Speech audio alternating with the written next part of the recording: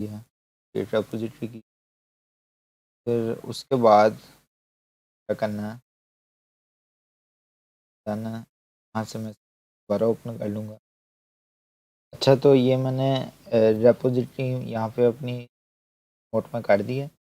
तो मेरी local repository थी उसको मैंने रिमोट में शिफ्ट कर दिया है। अच्छा, तो उसका तरीक़ेकार कुछ यूँ है, आपने सिर्फ 2 कमांड्स ही चलानी है। एक हो गया हमारा गिट रिमोट ऐड, और आगे आपकी रेपोजिटरी का नाम, और आगे ये वाला,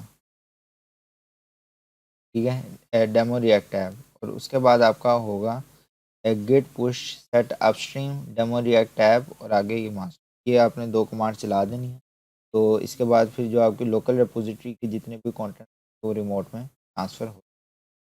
ये हो गया हमारे पास। फिर उसके बाद अब जो हमने करना है, यहाँ हम जेनकिंस में आएंगे। यहाँ पे सबसे पहले मैं विजुअल स्टूडियो में अपना प्रोजेक्ट ओपन कर लेता हूँ। तो यहाँ से VS कोड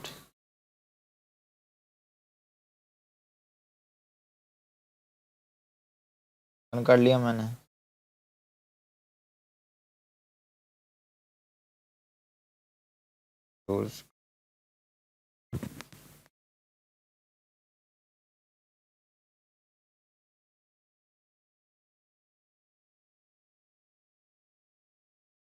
तो ये यहाँ से मैं ओपन फोल्डर करूँगा, उसके बाद फिर कर लेते हैं।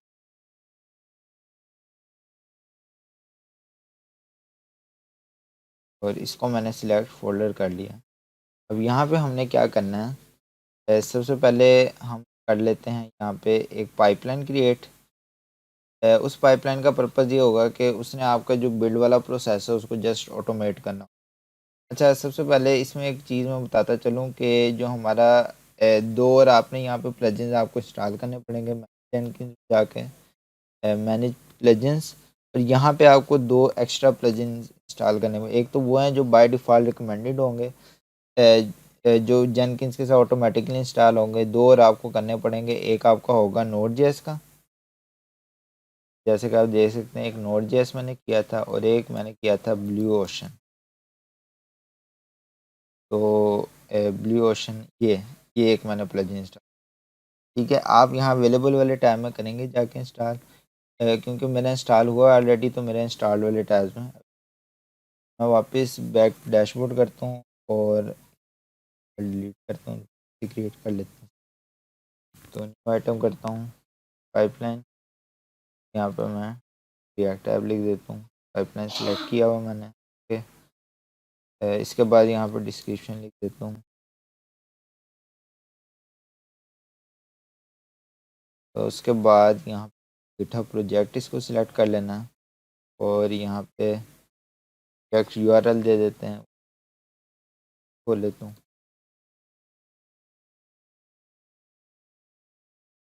URL भी करते हैं पेस्ट।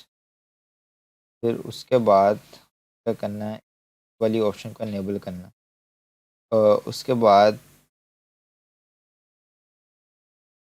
ये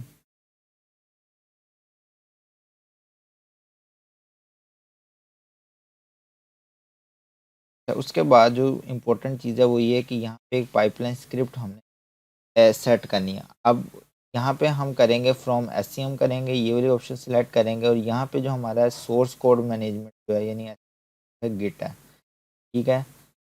अब यहाँ पे वो हमसे रेपोजिटरी का URL मांग रहा है, तो इसको भी हम सेम दे देंगे जो ऊपर दिया है। तो यहाँ पे मैंने एंटर कर दिया। थोड़ी देर यहाँ पे वेट करना पड़ेगा जब तक वो साइन हट ना जाए, ठीक है। वो साइन हट गया, इसका मतलब ये इसने ऑटोमेटिकली चेक कर लिया उस रेपोजिटरी के लिंक को। बाकी सारी चीज़ें बाय डिफ़ॉल्ट रहने दें, ये भी बाय डिफ़ॉल्ट होगा जेनकिंस फाइल। अब ये स्क्रिप्ट पाथ है, ये एक्चुअली हमारी फ़ाइल का नेम है जो हम उधर अभी क्रिएट करेंगे। स्क्रिप्ट फाइल होगी हमारी। इसी के थ्रू जेनकिंस जो है, जेनकिंस को पता होगा कि उसने क्या क्या फंक्शंस कौन कौन सी कमांड चलानी है, ठीक है। इसके अंदर हम वो सारी इन्फॉर्मेशन स्पेसिफाई करेंगे। तो इसको कॉपी कर लेते हैं।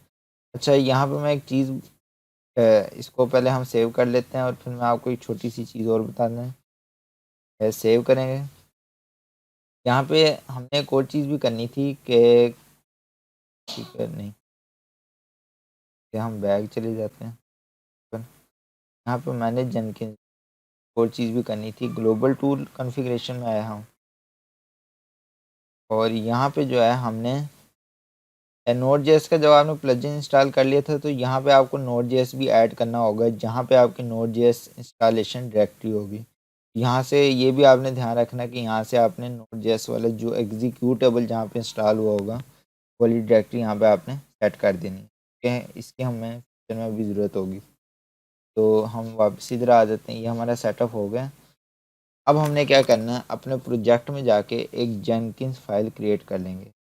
तो यहाँ पे हम जाते हैं जेनकिंस फाइल, ये हमने एक फ़ाइल क्रिएट कर ली अपनी।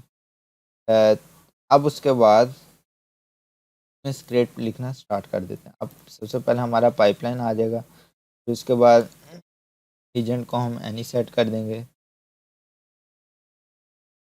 यहाँ पे टूल्स हमने डिफ़ाइन किए हुए हैं, टूल्स भी कर देते हैं। टूल्स हमारे जो हैं, यानी किन टूल्स को यूज़ करते हुए हम ऐप को बिल्ड करेंगे, वो यहाँ पे हमारे डिफ़ाइन। तो ये नोड जेएस हमारा डिफ़ाइन हो गया। फिर उसके बाद हम स्टेजेस डिफ़ाइन करेंगे, लेकिन कौन कौन सी स्टेजेस होंगी। सबसे पहली जो स्टेज होगी हमारे को वो होगी बिल्ड की। यहाँ पे आप कोई भी नेम दे सकते हैं इसको कितने। तो बिल्ड की स्टेज में हम एक बैच कमांड चलाएंगे। इसका मतलब ये है कि हम एक यानी सीएमडी कमांड चला रहे हैं और आगे स्ट्रिंग में हम वो कमांड दे देंगे जो होगी हमारी npm इंस्टॉल की। अब ये npm इंस्टॉल की कमांड क्यों हमने करनी है कि हमारा जो गिट इग्नोर है उसके अंदर नॉन मॉड्यूल्स वाला फ़ोल्डर ऐड हुआ हुआ है। तो ये वाला फ़ोल्डर जब हमारी रिमोट रेपोजिटरी है गिटहब की उसमें नहीं ऐड हुआ हुआ।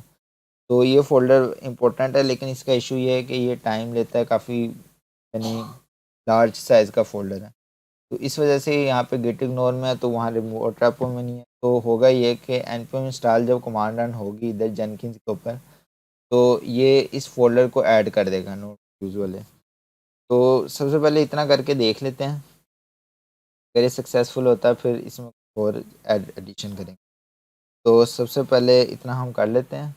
तो यहाँ पे हम आते हैं और ये हमारे यहाँ पे सेटअप हो गया। तो हम कर लेते हैं, कमिट कर लेते हैं और पुश कर लेते हैं। तो इसके लिए हमें चाहिए होगा गिटहब डेस्कटॉप। अच्छा, तो यहाँ पे मैंने इस रेपोजिटरी को ऐड किया हुआ है गिटहब के अंदर। तो ये ऑटोमेटिकली इसने इसको टैग कर लिया। तो यहाँ पे जैसे देख सकते हैं, तो यहाँ पे मैं डिफ़ॉल्ट मैसेज ही रहने देता हूँ, यहाँ पर कर देता हूँ। तो ये हमारा कमिट हो गया यहाँ पर। उसके बाद